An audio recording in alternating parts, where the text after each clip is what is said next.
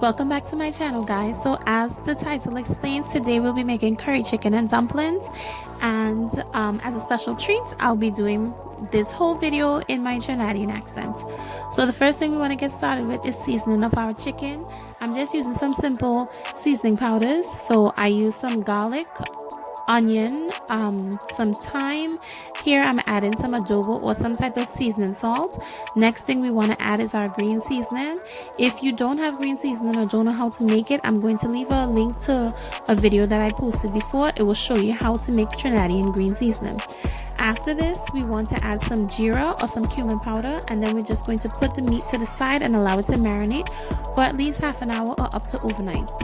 Next thing we want to get started with is our dumpling, the dough for our dumpling, right? So because we're making coconut dumpling, we're going to be using 3/4 cups of coconut milk, 2 cups of flour, and a tablespoon of salt. You want to mix this up, and it needs to be a very stiff and very hard dough because the way we make our dumplings, we boil it in water, and we don't want it to be too soft that when we put it in the water, it will kind of fall apart and disintegrate. If you have access to fresh coconut, feel free to get a coconut, maybe half of it, and then grate it or put it in your food processor or your blender with a tiny bit of water, and then blend it up so that way you will create your own fresh coconut milk. Add that, mix that in with some flour and some salt. Again, you want it to be a hard dough, and then we want to knead the dough for at least 5 minutes. Once we're finished kneading the dough, you're going to form it into a ball and put it over to the side so that way the flour and the gluten can activate, and let it rest a little bit before we get ready to form out our dumplings.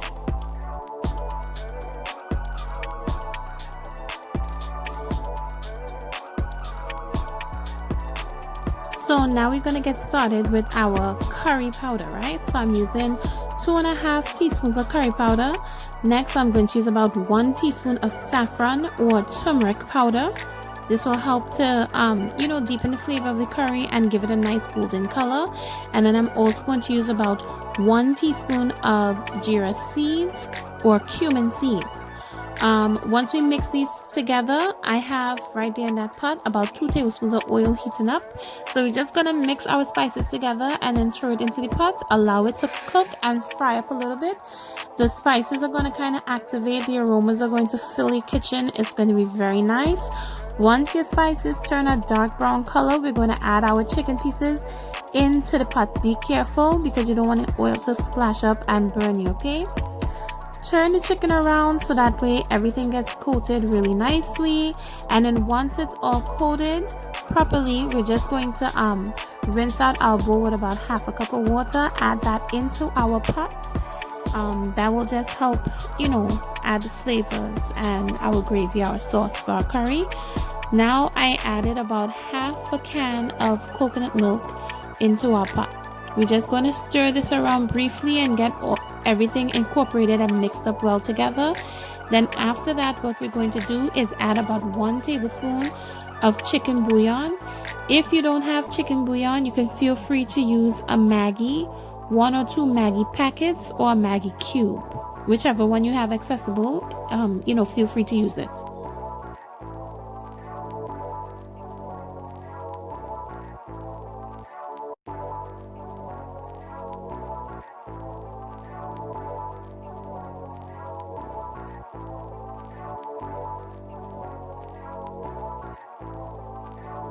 So once we get everything mixed together, we're just going to cover the pot and allow it to simmer. While the pot is covered and simmering, I chopped up 2 tomatoes and 3 potatoes. So here I'm just adding that into the pot now. I think after I add this, you want to make sure that your potatoes are cut up at least a minimum of 1-inch cubes. You could go to about 2 inches because when the potato boils in the pot, it's gonna soften, and you don't want it to melt away and get lost in the pot, right? So here I'm adding the balance of the coconut milk from the can. So we're gonna add 1 whole can of coconut milk, and we're just gonna cover the pot and allow that to cook again, and make sure once the potatoes cook, it will be finished. Here we are going to set up the dumpling. So I cut the ball of dumpling in half and I rolled it out into kind of like a cigar shape.